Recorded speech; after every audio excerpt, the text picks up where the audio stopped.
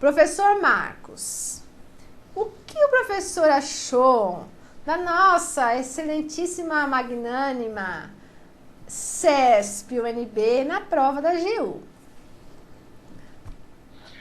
Olha, eu não gosto muito de criar polêmica ao vivo, mas dessa vez eu vou ter que alfinetar a CESP, tá? O CESP, sei lá. Eu achei que, na segunda-feira, quando o professor Rogério Neiva postou no Twitter dizendo que a prova de trabalho e processo de trabalho não tinha pertinência temática. E, inclusive, ele me perguntou a opinião, só que eu não tinha visto a prova ainda, tá? Bom, se isso acontecer em trabalho e processo de trabalho, isso aconteceu multiplicado na prova de tributário, ok? Primeiro, a prova só tinha basicamente letra da lei, o que não torna a prova fácil. Tá? O fato de ser só letra da lei não implica necessariamente que a prova estava fácil. Segundo, caiu ICMS e IPVA, foram os únicos impostos que caíram na prova. Ou seja, não precisa ser nenhum letrado para saber que ICMS e IPVA não são tributos federais. Né? Então, assim, eles poderiam cobrar ICMS e IPVA? Poderiam, mas dentro de outras questões, né, ao lado de outras questões que abordassem tributos federais. Então eu acho assim, eu acho que o CESP perdeu uma oportunidade de fazer uma prova com pertinência temática, tá? Não teve nenhuma questão jurisprudencial, salvo engano, ok? O que não é um pouco estranho o CESP não cobrar nenhuma questão de jurisprudência numa prova de tributário, geralmente cai uma ou duas questões. E tem uma questão que, assim, na minha opinião, merece ser anulada, né? Que é a questão 77, que trata da responsabilidade de terceiros, ok? Essa questão, ela é extremamente discutida na doutrina, esse artigo é extremamente discutido na doutrina, tá? Por quê? Porque o código, ele se vale de no artigo 134, eu até faço questão de ler aqui para vocês. O artigo 134 do CTN fala que, só um minutinho, nos casos de impossibilidade de exigência do cumprimento da obrigação principal pelo contribuinte, respondem solidariamente com estes os atos em que intervierem ou pelas omissões que forem responsáveis. Então ele traz o rol lá de responsáveis tributários. A doutrina especializada, né, enfim, eu não vou ficar aqui citando autores, mas eles entendem que essa hipótese do 134 do CTN é uma hipótese de responsabilidade subsidiária. Por quê? Porque o próprio legislador, ele condicionou a responsabilidade do terceiro à impossibilidade do contribuinte realizar o adimplemento da obrigação tributária. Ok? Então, assim, embora o artigo literal do CTN faça referência à solidariedade, não é o entendimento predominante na doutrina de que esse dispositivo legal veicula hipótese de responsabilidade solidária, mas sim de subsidiária. Ok?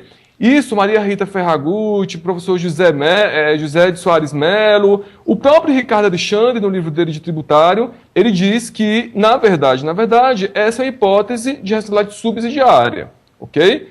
Então, no meu entendimento, essa questão deve ser anulada. Se o CESP não quisesse tornar passível de anulação essa questão, ele deveria ter dito assim, ó, nos termos do CTN. Então, a partir do momento que ele vincula nos termos do CTN, ele está obrigando o candidato a saber a literalidade da lei.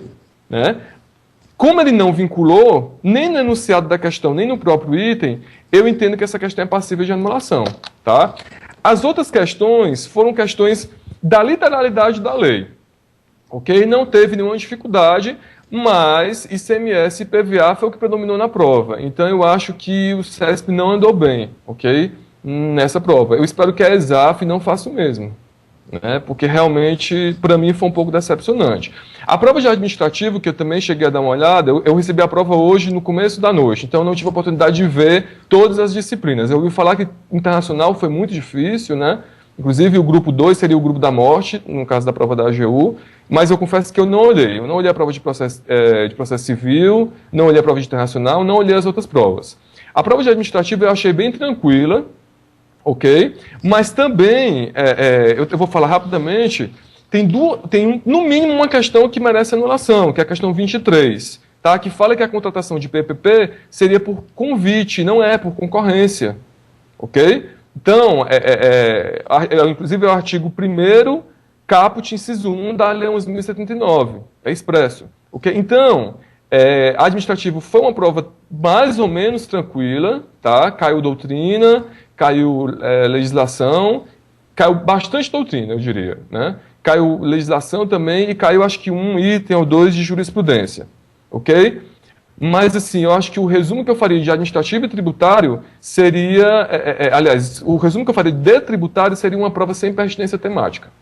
Tá? Infelizmente, eu acho que não foi legal. E eu queria, antes de passar a palavra para você, Tânia, dizer o seguinte, gente, cada prova é uma prova, preste atenção nisso, tá? Quem não se deu bem nessa prova da AGU não implica na consequência imediata de que não se dará bem na PFN, ok? Isso parece, óbvio, para mim é óbvio, mas vocês estão passando por uma fase de estresse emocional, né? Todos vocês. Fazer 2 concursos para advocacia pública em tão pouco espaço de tempo deixa vocês realmente muito vulneráveis emocionalmente, né? Eu também fiquei na época que fiz o concurso. Então, tentem abstrair essa prova da AGU. Zerou. A AGU zerou. Agora, foquem na PFN. É uma prova com estilo diferente.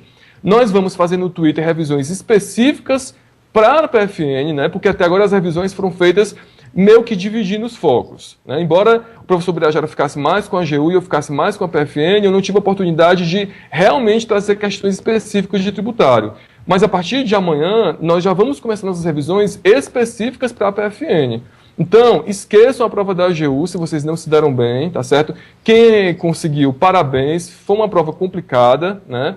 Então, assim, quem passou está de parabéns, mas quem não conseguiu, zera, tá ok? Vamos zerar isso e vamos começar a nova batalha para a PFN. É esse recado que eu queria passar para vocês, porque, assim, o fato de você não passar no concurso, comigo mesmo aconteceu isso, tá? Eu deixei de passar num concurso relativamente fácil, fiquei por 2 itens, numa prova de 100 itens, e logo em seguida passei na PFN.